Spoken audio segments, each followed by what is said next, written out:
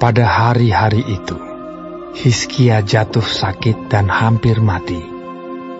Lalu datanglah Nabi Yesaya bin Amos dan berkata kepadanya, "Beginilah firman Tuhan. Sampaikanlah pesan terakhir kepada keluargamu, sebab engkau akan mati, tidak akan sembuh lagi." Lalu Hizkia memalingkan mukanya ke arah dinding, dan ia berdoa kepada Tuhan. Tuhan, ingatlah kiranya bahwa aku telah hidup di hadapan-Mu dengan setia dan dengan tulus hati, dan bahwa aku telah melakukan apa yang baik di mata-Mu. Kemudian menangislah Hizkia dengan sangat. Tetapi Yesaya belum lagi keluar dari pelataran tengah. Tiba-tiba datanglah firman Tuhan kepadanya. "Baliklah dan katakanlah kepada Hizkia, raja umatku. Beginilah firman Tuhan, Allah Daud, bapa leluhurmu. Telah kudengar doamu, dan telah kulihat air matamu. Sesungguhnya aku akan menyembuhkan engkau. Pada hari yang ketiga, engkau akan pergi ke rumah Tuhan. Aku akan memperpanjang hidupmu 15 tahun lagi, dan aku akan melepaskan engkau dan kota ini dari tangan Raja Asyur. Aku akan memagari kota ini oleh karena aku dan oleh karena Daud hambaku." Kemudian berkatalah Yesaya, "Ambillah sebuah kue ara." Lalu orang mengambilnya dan ditaruh pada barah itu, maka sembuhlah ia.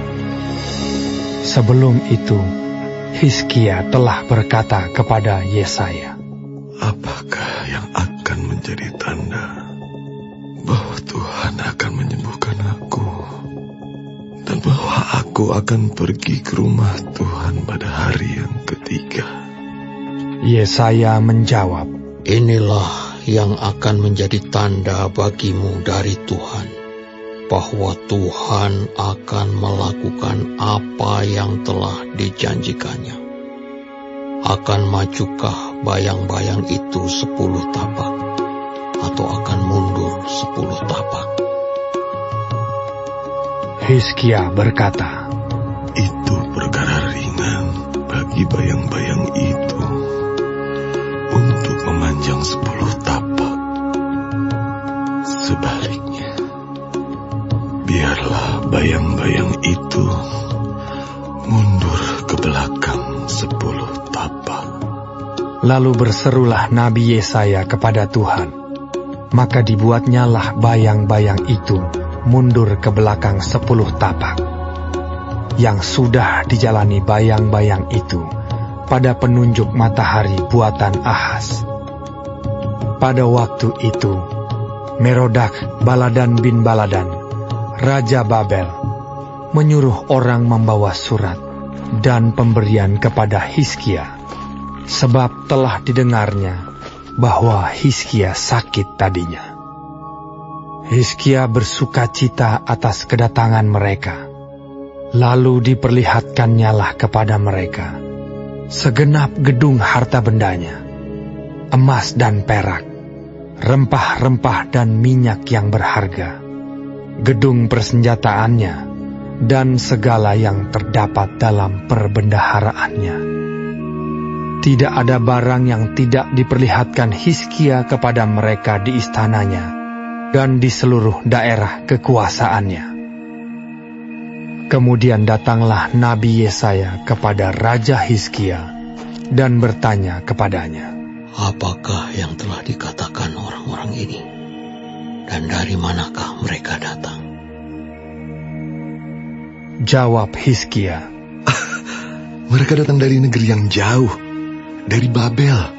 Lalu tanyanya lagi, apakah yang telah dilihat mereka di istanamu? jawab Hizkia, Semua yang ada di istanaku telah mereka lihat.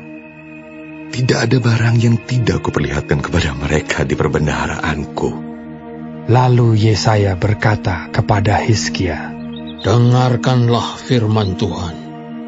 Sesungguhnya suatu masa akan datang, bahwa segala yang ada dalam istanamu dan yang disimpan oleh nenek moyangmu sampai hari ini akan diangkut ke Babel. Tidak ada barang yang akan ditinggalkan.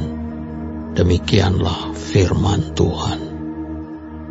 Dan dari keturunanmu yang akan kau peroleh, akan diambil orang untuk menjadi sida-sida di istana Raja Babel.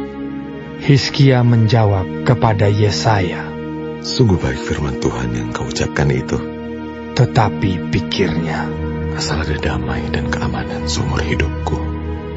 selebihnya dari riwayat Hizkia, segala kepahlawanannya, dan bagaimana ia membuat kolam dan saluran air, dan mengalirkan air ke dalam kota.